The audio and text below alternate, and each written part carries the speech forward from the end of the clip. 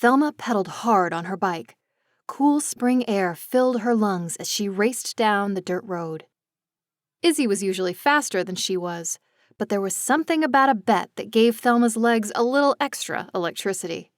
Izzy zoomed past her with a long yellow braid and a menacing cackle. She was like lightning.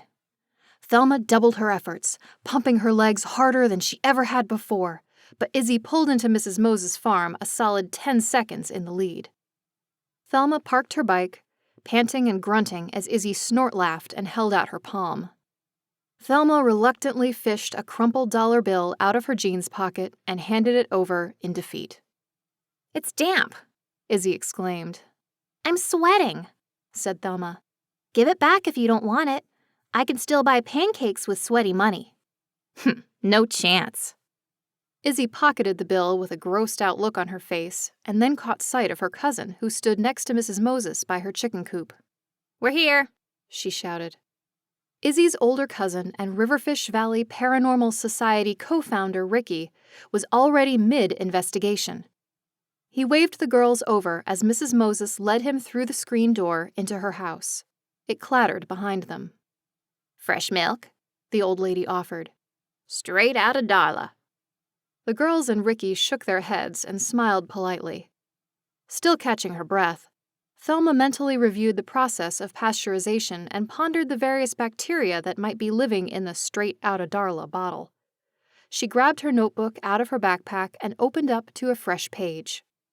"Investigation at Mrs. Moses' farm." In the margin, she scribbled, "Idea: tabletop mini pasteurization machine for households who drink straight out of Darla milk." She wished for some ice-cold water instead. "So, a goat man?"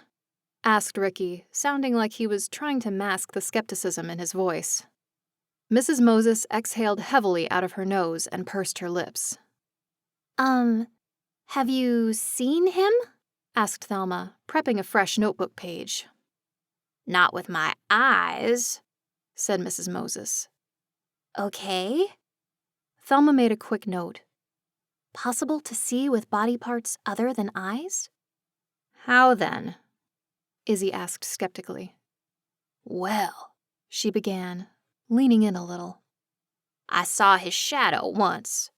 But more than that, I can feel someone creeping around and smell him. Smells like, well, a goat. And it ain't my goats. So, here's the question." She raised one eyebrow, making about 1,000,000 wavy lines in her forehead. "Just how is it that I'm seeing shadows like a person and smelling goats like a goat?" Mrs. Moses paused and stared meaningfully at Thelma and her crew. "A goat man is how. Also, he's siphoning all my gasoline." The prospect of investigating a real goat man was alternately exciting and terrifying, but Thelma couldn't help thinking that it sounded more like a goat problem than a ghost problem. Or maybe a high school kid stealing gas problem. They would investigate to make sure. Nothing could be proved or disproved without evidence. Goatman observations, according to Mrs. M. Smells like a goat. Shadow that looks like a man. Steals gas. Question: possible that unpasteurized milk bacteria affects perceptions? The collection and analysis of evidence was the cornerstone of RVPS, the Riverfish Valley Paranormal Society. Thelma and her best friend/partner in pretty much everything, Alexander, had officially joined RVPS last October after a ghost arrived in Thelma's life and turned things upside down. She was a scientist in her heart, though, and brought that background to every investigation.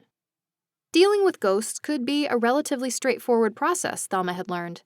They either had good attitudes or crummy attitudes. They either wanted to stay or wanted to go. Most complicated, though, was they either knew they were dead or had no idea. Those were the tricky cases that took some careful handling.